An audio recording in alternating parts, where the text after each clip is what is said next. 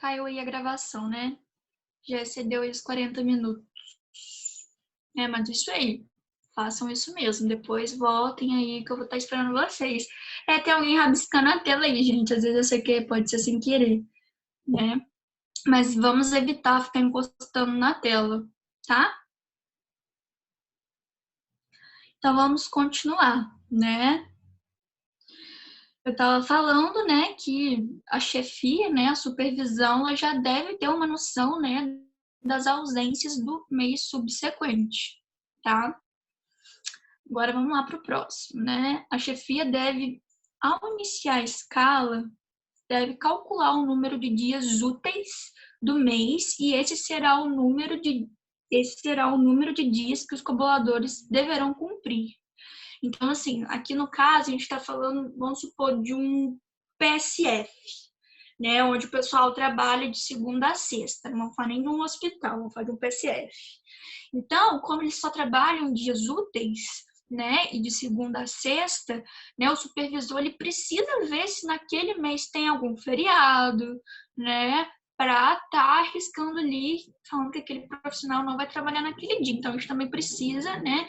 Ter essa visão, né, uma visão mais ampla, né, de ver, né, além de ver qual funcionário vai faltar naquele dia, pode ser que falte naquele mês, a gente tem que ver também se o mês, né, possui feriados, né, ver os dias úteis do mês, tá? A chefia de serviço também deve fixar em um mural, né, a escala para que todos os profissionais registrem a sua preferência. Né? O que acontece nesse caso aqui, gente? A chefia ela deve, né, montar a escala, né, colocar lá, e os profissionais devem ver se realmente, né, aquela escala tá boa para eles. Né? Voltando em um caso de plantão, vamos supor que o seu plantão cai no dia, um domingo que você vai ser madrinha aí de um batizado. Aí você fala assim, olha, supervisora, eu vou ser madrinha, né, de um batizado esse tal dia. Tem como a gente trocar de plantão com uma colega, né? Então, assim, a gente também tem que entender que os funcionários possuem a sua vida pessoal, seus compromissos. Então, a gente também tem que saber entender esse lado.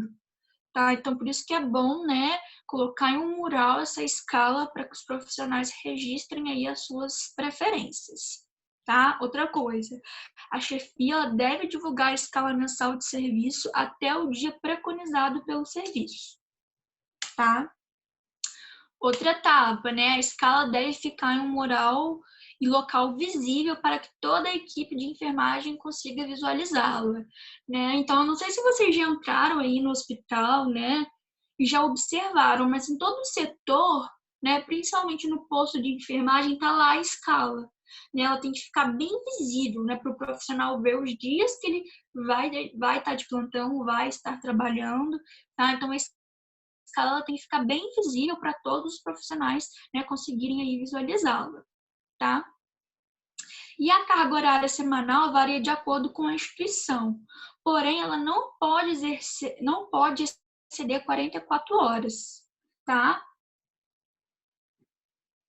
Isso aqui, igual eu falei, vocês falam, professora, por que eu preciso saber disso? Porque às vezes é chato, né? Montar a escala, né? Todo mundo que gosta, é algo difícil. Então, você tem que pensar nos dias úteis, né? No mês que possivelmente a gente pode ter mais faltas aí por parte dos profissionais.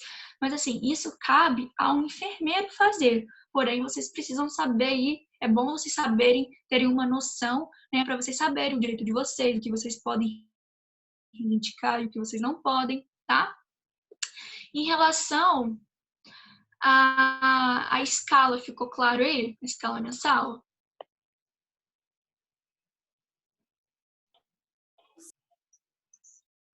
Então vamos continuar. Existem alguns pontos a serem considerados na elaboração da escala mensal, tá? Que é o seguinte, o funcionário, e aí já entra no direito de vocês, gente, prestem bastante atenção, tá? Para vocês não serem lesados aí quanto profissionais. Eu já fui muito lesada na minha época de estagiário, então assim, fiquem atentos, porque antes de eu entrar na vida profissional, como enfermeira, eu também fiz um estágio profissional, né? E por imaturidade, eu já perdi vários direitos meus. Então, assim, por isso que eu trago aqui para vocês, né, saberem do direito de vocês. É o seguinte, o funcionário ele tem direito, né, a no mínimo um dia de descanso por semana, tá? E esse descanso é remunerado, não pode ser descontado no salário, e de preferência aos domingos, tá?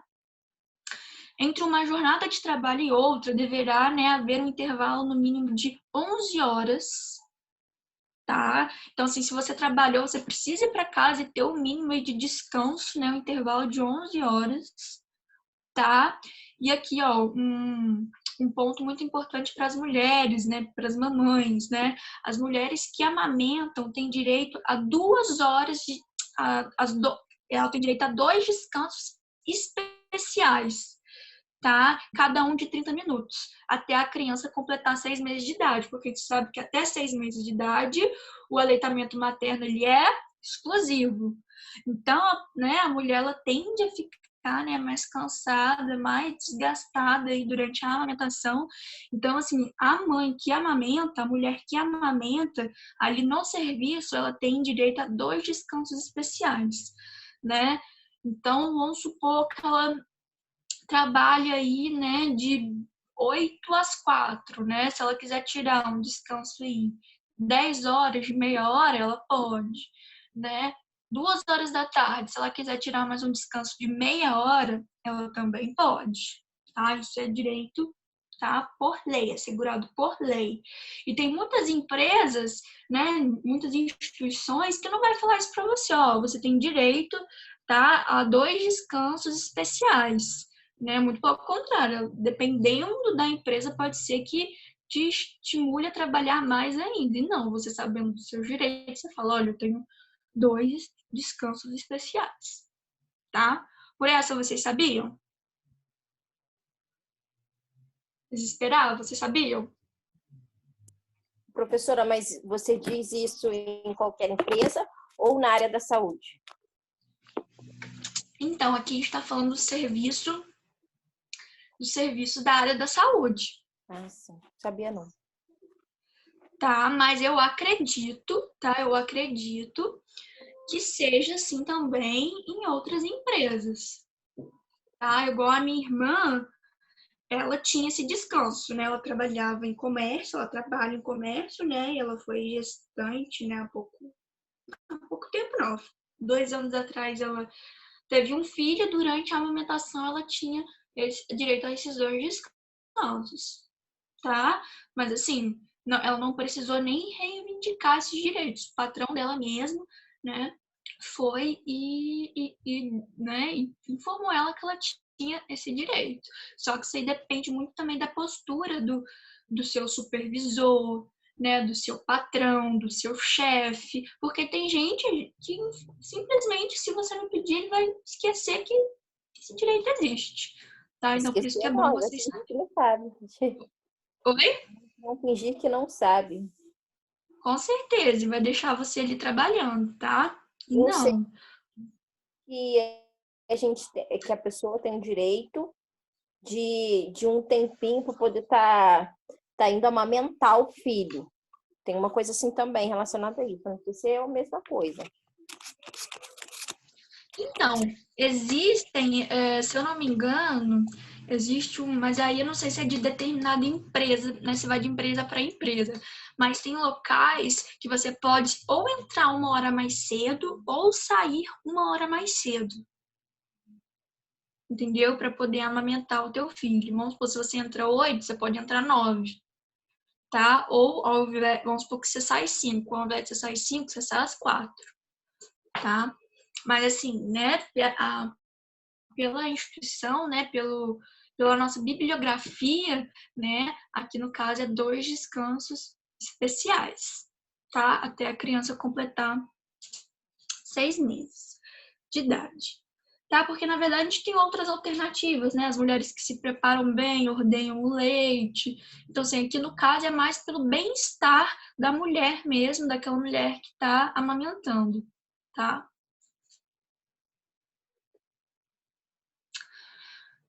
Vamos aí, né, pro próximo, que fala também do direito de vocês. Deixa eu apagar aqui. Que é o seguinte, tá? Em casos em que a ausência do funcionário não é considerado falta, tá? Então, nesse caso aqui, o funcionário ele pode faltar, tá? Ele pode aí, né, se ausentar, porém ele não vai ser considerado falta, não vai descontar no salário dele, tá?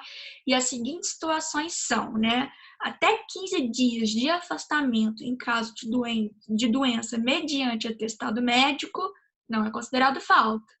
Agora, se você fica, né, mais de 15 dias afastado do serviço, sem nenhum atestado médico, é como se fosse abandono, né? Mas se você tiver aí, né, 15 dias afastado, né, por motivo de doença e com atestado médico, né, você vai ser remunerado, né, e não vai ser considerado falta, tá?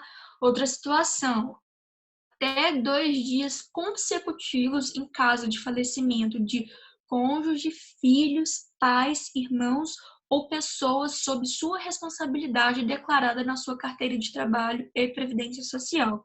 Então, assim, se seu pai faleceu, se seu filho faleceu, né, se seu companheiro, né, faleceu, esposa, marido, né, você tem até 2 dias consecutivos aí, né, para se ausentar do trabalho e não vai ser considerado falta, né? Eu, pessoalmente, eu acho pouco, né? Imagina você perder 2 filhos, você perder um filho e ter só 2 dias, né, para se ausentar, mas aí também vai depender muito da empresa, né? Tem empresa, né, que adota aí, né, a teoria das relações humanas, né, e entende aí um pouco mais. Mas, assim, por lei é até 2 dias, tá? Também tem até 3 dias consecutivos, né, em virtude de casamento. Então, se a pessoa casar, ela tem até 3 dias aí, para se ausentar sem ser considerado falta. 5 dias para homens em caso de nascimento de filho, tá? Em 1 dia no ano, em caso de doador de sangue. Então, né, não sei se vocês sabem, mas quando vocês doam sangue, né, você tem direito de um atestado ali, né, por aquele dia que você doou, né? Porque, né, querendo ou não, pode ser até 500 ml de sangue retirado do seu organismo, pode ser que você fique um pouco indisposto, né? Um pouco indisposto, um pouco indisposta. Então, você ganha um atestado, tá? Porém, esse atestado vale para uma doação ao ano, tá? Em caso de licença maternidade, né, é concedido aí 120 dias na instituição privada e 180 dias na instituição pública, tá? E por 15 dias com prorrogação da licença, né, da gestante mediante atestado quando a mãe amamenta e a instituição não tem creche. Tá? Nesse caso aqui, né, após a licença maternidade, a mãe quando vai voltar, né, se ela ainda amamentar, né, e ela não tiver onde deixar a criança, ela tem 15 dias aí, né, para se adaptar e voltar ao trabalho, tá? Deu para pegar aí, gente? Sim. E o restante da galera?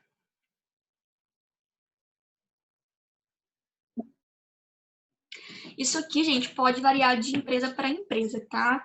Assim, aqui é um mínimo, tá? Mas tem empresas, né, igual aqui no caso de casamento, né? Tem empresas que dão 5 dias, né? Igual o meu marido, né? Quando, né, em relação ao casamento, a empresa deu para ele 5 dias. Então, assim, às vezes a empresa ela pode dar mais. Aí é um critério adotado, sim, pelaquela instituição, né? Igual em relação também à amamentação, de 1 hora antes, chegar 1 hora antes, chegar 1 hora depois e sair 1 hora antes, pode depender de cada instituição, mas isso aqui assim, é um mínimo, né, que as empresas devem fornecer aí ao funcionário, tá? Agora vamos falar da escala diária, tá? A escala diária, ela também é conhecida como escala de atividades ou escala de serviço, tá? E ela tem por objetivo dividir as funções da equipe de enfermagem diariamente. Essa aqui já é diferente da mensal. Essa aqui vai dividir o serviço aí, né, as funções diariamente. a fim de garantir a assistência e evitar a sobrecarga em alguns funcionários, tá? Então, assim, aqui, né, o principal objetivo dessa escala, né, a gente conseguir prestar assistência de qualidade, né, não faltando nenhum profissional, né, sem deficiência de nenhum profissional, e distribuir as funções de forma igualitária, né? Vamos supor que o técnico de enfermagem A, ele vai estar trabalhando, e o B vai estar ali ocioso, né? Não tem nada para fazer, porque o que foi colocado para ele fazer, né, ele faz mais rápido, é algo mais tranquilo. Então, a gente também tem que pensar nisso. É igual um banho no leito, né? Vamos supor que eu vou pôr 3 técnicos de enfermagem, não, vou pôr 2, eu vou pôr 2 técnicos de enfermagem para realizar o banho no leito. Né? Porque eu não sei se vocês sabem, gente, mas banho no leito sozinho não é o correto, tem que ser no mínimo 2. Então, eu, né, como eu sou uma supervisora que gosto aí, me identifico com a teoria das relações humanas, eu vou colocar 2 funcionários para realizar o banho no leito, tá? Porém, né, eu vou colocar também 2 funcionários por conta ali, vamos supor, de preparar a medicação. É lógico que o banho no leito demora muito mais tempo, né, demanda muito mais do profissional do que preparar a medicação. Então, para a pessoa, para o profissional que eu deleguei preparar a medicação, eu vou delegar mais uma outra função, tá? Para ninguém ficar ali com tempo ocioso, tá? Para não sobrecarregar, na verdade, não é para nem para ficar com tempo ocioso, porque tem hora que realmente às vezes não tem nada para você fazer, mas é para não sobrecarregar um funcionário, tá? E o outro ficar, né, com o tempo ocioso. Isso que não pode acontecer. Então, a divisão, né, das tarefas, né, ela tem que ser feita aí de uma forma coerente, tá? Então, vamos lá. A distribuição de tarefas podem ser feitas baseadas em alguns métodos. Foi o que eu falei para vocês até do método das relações humanas, né? Mas no caso aqui, os métodos mais utilizados são o método funcional, tá?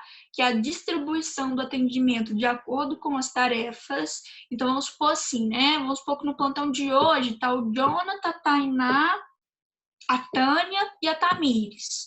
O Jonathan vai ficar responsável pela medicação, a Tânia vai ficar responsável pela mudança de decúbito e a Tamires vai ficar responsável pelos curativos. Só um exemplo, tá, gente? Um exemplo bem... Sim, só um exemplo. Então, cada um, eu vou delegar uma função para cada um. Cada um vai fazer uma função diferente. Esse é o método funcional. A gente também tem um método trabalho em equipe, tá? Nesse método, o trabalho é feito em grupo, né, a fim de prestar todo o atendimento durante um turno de serviço. Então, nesse caso, eu vou colocar, né, o Jonathan, a Tânia e a Tamires para realizar o banho no leito. Depois que vocês realizarem o banho no leito, vocês vão verificar ali os sinais vitais. Então, nesse caso, o trabalho ele vai ser em equipe, eu não vou delegar as tarefas, né, de forma individual. Tá? E a gente também tem um método integral, né? É quando a gente designa, né, um ou mais pacientes a um enfermeiro, tá? Que dará todo o atendimento durante um turno de serviço. E aqui vamos supor um paciente crítico, né? Vamos supor que eu, que sou a supervisora do local, vou ficar responsável, né, por 3 pacientes ali na UTI. Então, eu que vou prestar todos os cuidados para aqueles 3 pacientes. Ou pode ser que eu faça isso com vocês também. Vou pegar o Jonathan e eu vou deixar ele responsável por 3 pacientes, né? Durante todo aquele turno, né? Durante todo aquele plantão. Então, ele vai fazer tudo com aqueles 3 pacientes. Ele vai realizar o banho naqueles 3 pacientes. Ele vai aferir sinais vitais naquele paciente, né? Ele vai realizar, na verdade, sinais vitais naqueles 3 pacientes. Ele vai realizar a mudança de decúbito naqueles 3 pacientes. Enfim, né? As atividades que forem delegadas. Ele vai fazer tudo com aqueles 3 pacientes, né? Durante 24 horas, tá? Então, assim, isso aí vai ser da forma que o supervisor achar melhor, né? Delegar a função para cada um, né? Funções diferentes. Ou fazer o trabalho em equipe, todo mundo vai fazer a mesma coisa, mas vai fazer junto, né? Ou um método integral, né? Você vai ficar responsável por prestar todos os cuidados, né, com esses 3 pacientes durante 24 horas, com um plantão de 24, tá? Deu para pegar ou esse ficou meio confuso?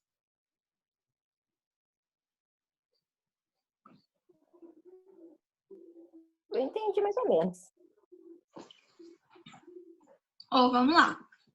Em relação à escala diária, que é o que você vai fazer naquele dia, a gente tem um método funcional. Sim. Nesse método funcional, eu vou elaborar um exemplo para você. Ó. Vamos supor, qual que é o seu nome? Daiane. Tayane. Então, tem a Tayane e a Tamires. Tá? A Tayane, ela vai ficar responsável, né, na administração de medicamentos. Tá? E a Tamires, ela vai ficar responsável por realizar os sinais vitais. Então, eu vou, né, delegar uma função diferente para cada uma. Esse seria o método funcional. O método de trabalho em equipe, né, no caso, eu vou juntar vocês duas e vocês duas, né, irão realizar o curativo, depois vocês duas irão realizar o banho no leito, depois vocês duas irão realizar a mudança de decúbito. Então, aqui já é o trabalho em equipe. O que é a mudança de decúbito? A mudança de decúbito é quando o paciente é acamado e ele não consegue se modificar, se mudar de posição sozinho. Então, ele precisa da ajuda da enfermagem. Então, a enfermagem de 2 em 2 horas vai lá mudar ele de posição. Porque imagina ele ficar 24 horas na mesma posição. Aí que ocorre a lesão por pressão. Por isso que eu falei que a lesão por pressão cai em cima da enfermagem. É porque não está, né, mudando de decúbito daquele paciente acamado. Tá, professora, mas tem gente mesmo mudando da escara, da lesão por pressão do mesmo jeito. Gente, olha, assim, eu acho isso muito assim, eu não posso falar que você está errada e nem que eu estou totalmente certa.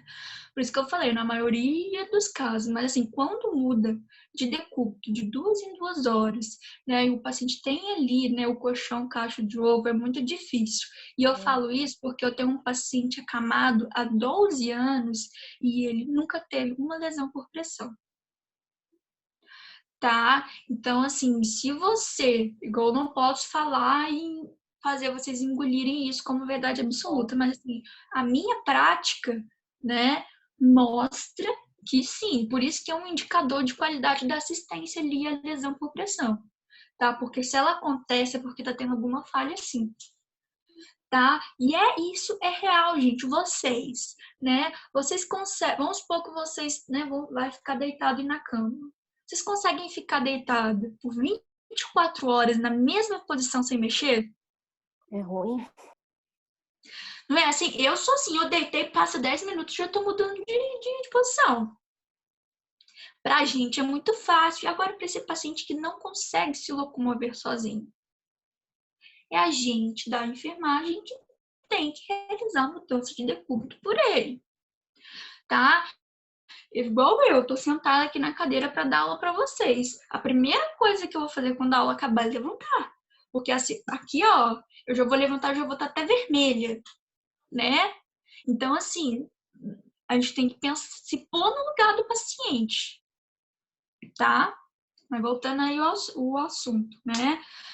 O método trabalho em equipe seria isso, né? Cada um ali, aí fazer ali as tarefas junto. Tá? A gente tem um método integral, que é quando você, Tamires, né? Tayane, esqueci seu nome. Mas, assim, você vai ficar responsável, tá? Por 2 pacientes durante 24 horas. Então, no método integral, você vai cuidar daqueles pacientes durante 24 horas. Então, você vai fazer tudo, vai prestar todos os cuidados com esse paciente durante 24 horas. Então, vamos supor que a nossa rotina começa com o banho no leito. Então, você vai lá, né, nesses 2 pacientes e realizar o banho nesses 2 pacientes. Depois, é a hora ali de administrar a medicação. Você vai voltar nesses 2 pacientes e administrar a medicação. Vamos supor que eles são acamados. Você vai mudar esse paciente de decúbito de 2 em 2 horas. Então, você vai ficar responsável por esses 2 pacientes durante 24 horas. Entendeu? Sim. Então, existem esses 3 tipos de modelo, tá? Onde o que vai ser melhor escolhido ali para a equipe, tá? Se é o funcional, se é o método de trabalho em equipe ou se é o integral, tá? No hospital que eu fui recentemente, tá? Não foi nem o hospital, não é nem onde eu trabalho, né? Que atualmente não trabalho no hospital, presto atendimento domiciliar.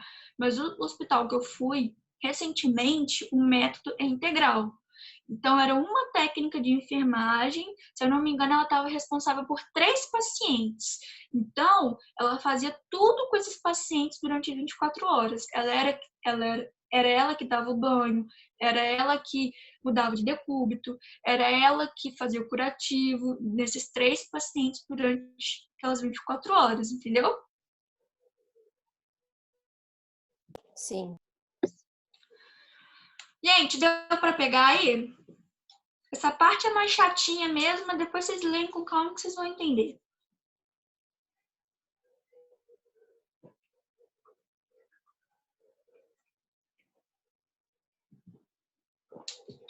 Aqui eu quis trazer os exemplos justamente para não ficar confuso para vocês, né? Mas vamos lá. Agora vamos falar da humanização na elaboração da escala, tá?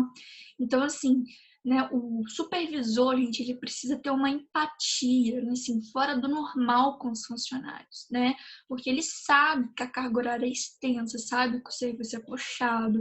Imagina você realizar ali 3 banhos, né, em 3 pacientes, às vezes paciente obeso, né? E assim, né, exige, né, da gente um condicionamento físico muito grande. Então, assim, a gente tem que ter humanização na elaboração da escala, tá? Então, né, o que a gente pode fazer, né, em prol desses funcionários, né? Atender às necessidades pessoais dos funcionários, igual eu falei, né? Vamos supor que tem um funcionário, né, que ele tem um grave problema de coluna, né? Vamos supor que a empresa já contratou ele com esse grave problema de coluna. Então, né, para quais funções eu vou delegar para esse funcionário sem prejudicar os demais, né? Igual eu dei exemplo também, né? O funcionário, vamos supor que ele tem um batizado para ir no domingo. Domingo ele está de plantão. Então, se ele conversar antes aí com o supervisor, será que a gente consegue realizar essa troca? Tá? Um outro quesito, né? Dispor um caderno específico para que o funcionário registre todas as suas solicitações. Então, né, naquele setor vai ter um caderno onde você vai colocar ali todas as suas necessidades, né? Olha, nesse dia eu não posso por isso, nesse dia eu não posso por isso, eu gostaria que fosse diferente por tal e tal motivo, tá? E o supervisor ele vai estar lendo esse livro, né, e tentar ajudar o máximo possível aquele funcionário, tá? Mas tudo tem que ter um equilíbrio, né? Ele não pode chegar lá e falar assim, olha, eu quero folgar toda sexta e sábado porque eu gosto de sair com meu marido. Aí não, né? Lógico que tudo tem que ter uma certa noção, tá? Outro quesito é empregar as alterações na escala mensal segundo normas estabelecidas pela equipe de enfermagem. Né? Um outro quesito também, manter a escala mensal em local visível, tá? E fixar de modo hábil para que todos os funcionários possam programar suas atividades pessoais, que foi mais ou menos o que eu tinha comentado com vocês. Tá? E por último, eu deixei aqui, né, um dizer que eu adoro falar, né, em todas as minhas aulas para todos os meus alunos, que é o quê? Antes de ser um bom profissional, seja um excelente ser humano, né? E isso a gente tem que carregar para a vida, né, gente? Igual eu falei, né, a assistência humanizada, ela é tudo, né? Ela diz muito sobre você. Então, a gente precisa sim se colocar no lugar do outro. Eu eu falei da mudança de decúbito. Às vezes a pessoa fala, eu não vou de 2 em 2 horas realizar a mudança de decúbito, não. Minha coluna é muito paciente. Realmente, às vezes o paciente é obeso, minha coluna... Gente, realmente é cansativo, é a nossa profissão, entendeu? Só que a gente tem que ter empatia, a gente tem que ter que escolher aquilo para nossa vida. Então, imagina você deixar o paciente deitado 8 horas na mesma posição. Aí você pensa, eu consigo ficar 8 horas deitada na mesma posição? Então, assim, é questão, assim, ser um excelente ser humano, porque aí sim você vai conseguir, né, ser um bom profissional. Até o que eu comento com meus alunos também, né? Tem gente que fala que experiência é tudo. Ninguém me contrata porque eu não tenho experiência. Realmente tem pessoas que dão preferência a isso, mas eu não. Tá? Na minha equipe, né, eu prefiro, né, uma pessoa que não tenha experiência, mas seja uma pessoa boa, pelo menos assim, o que a pessoa vai me aparentar, do que uma pessoa que é super experiente, né, um profissional de ponta, porém é uma pessoa que podemos dizer assim, não vou falar nem mau caráter, mas que é difícil de conviver, né, difícil de malear, tá? Porque é mais fácil você treinar um funcionário inexperiente, né, do que tentar, né, do que assim tentar fazer com que a pessoa tenha caráter, entendeu? Então, por isso que a gente tem que sempre, né, avaliar essas duas questões. Né? É lógico que também você não é porque a pessoa é boazinha, porque tem situações que às vezes a pessoa é muito boazinha, né? Mas ela também é muito ruim de trabalho. Infelizmente, ela não tem aptidão, porque tem gente que realmente não tem aptidão para aquela coisa, né? Vamos supor, você quer fazer enfermagem, mas você não consegue ver sangue. Vamos supor que você não consegue mesmo, né? Algo que não tem nem como treinar. Você tem pavor, você desmaia. Então, você tem coisas que realmente é difíceis, né? Até você conseguir se adaptar. Para o seu supervisor é difícil esperar que você se, né, adapte à nova condição. Mas, assim, tirando isso, é melhor você, né, treinar um profissional do que tentar mudar um caráter do outro, que é super experiente. Então, assim, que vocês levem isso para a vida de vocês, tá? Sempre se pôr no lugar do paciente, né? Se fosse minha mãe, se fosse meu pai, se fosse meu filho, se fosse a minha esposa, né? E é isso, gente. A aula de hoje foi isso. Deu para pegar legal? Alguém quer ir fazer alguma observação? Quem quer fazer uma pergunta? Nós estamos lascados para estudar para a prova. Oi? Nós estamos lascados para estudar para a prova. Por quê? É muita matéria, muita matéria. Vocês estão achando muito conteúdo? Não, a questão não é muito conteúdo, né, professora? Mas é bastante conteúdo para a gente estar estudando para a prova, né? Vamos dizer assim. Não, gente, mas aqui, deixa eu falar com vocês, deixa eu esclarecer aqui a vida de vocês. A nossa AV1 foi constituída por trabalhos. A nossa AV2 também vai ser trabalhos. A nossa AV3 vai ser prova, mas a nossa AV3 é só no que vem. Então, eu não vou cobrar tudo que eu passei desde o primeiro dia de aula. Ano que Tá? vem é mês Então, que assim, vem. a gente Resumindo, estudou, verdade, mês que vem. que a gente aprendeu até hoje não vai cair na prova. Entendi, professora. Entendeu? Então, Professora, não eu queria fiquem saber, preocupados. quem atrasou atrasou no trabalho que a senhora passou? Tipo assim, o recente que a senhora passou, sem ser esse. O que a senhora passou antes? É a mesma nota que vale ou a baixa nota? Como que funciona? Peraí, eu não entendi sua pergunta.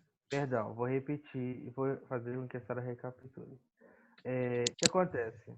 Eu entreguei um trabalho meio que atrasado, além do que o que a senhora me pediu antes desse que a senhora passou atualmente. E eu entreguei ele junto com esse trabalho que a senhora passou atualmente, sem ser esse de agora. o antes, entendeu?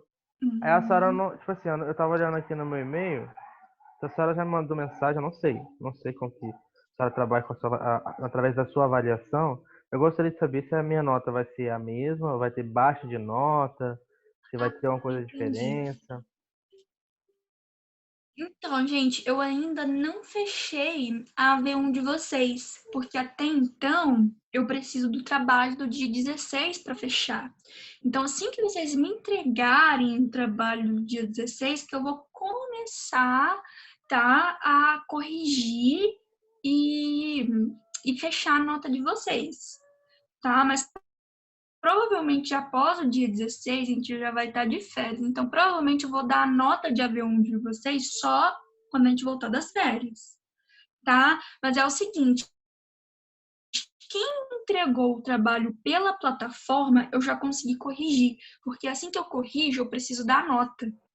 Então, tem pessoas que tiraram 3 no questionário, mas o pessoal que me entregou primeiro, eu ainda não avaliei. Mas fiquem calmos, tá? Que assim que eu for entregar a nota da AV1 de vocês, eu vou entregar a nota completa, tudo somadinho. Aí você fala, professora, mas eu quero saber quanto que eu tirei naquele trabalho. Aí eu vou falar, ó, você tirou isso, isso e isso. Tá? Mas assim, para mim fica difícil eu passar um trabalho e falar assim, ó, você já tirou essa nota. Ah, você passa. Porque não é igual sala de aula. Sala de aula, quando vocês me entregam um trabalho, na próxima semana eu já levo ele corrigido e entrego para vocês. Agora, imagine eu fazer isso com todos os alunos. Fica muito difícil, entendeu? Então, assim, quando eu for entregar a nota de vocês da AV1, você fala assim, professora, mas eu tirei nota. Que nota eu tirei em tal trabalho? Aí eu vou te dizer, tá? Mas ainda eu não fechei a AV1 de vocês, tá? Eu preciso trabalho do dia 16, porque ele está incluso na nota da que é o que Sim, vale entendi. 5 pontos. Então, sim. Agora o que você está perguntando? Se eu vou te dar a mesma nota, né, para os outros alunos porque você entregou atrasado, aí eu vou ter que avaliar a situação, tá? Entendi. Porque realmente Fica fica injusto com os outros alunos, eu sei. E isso também não seria legal. é, Eu também não acharia legal isso também, da minha parte. entendeu? O que você entregou atrasado foi o quê? Foi o questionário? Foi o primeiro. Então, o Aquela primeiro, na atividade. verdade, eu não coloquei uma pontuação específica naquela atividade. Aquela atividade, ela não tem, eu não dei ponto nela.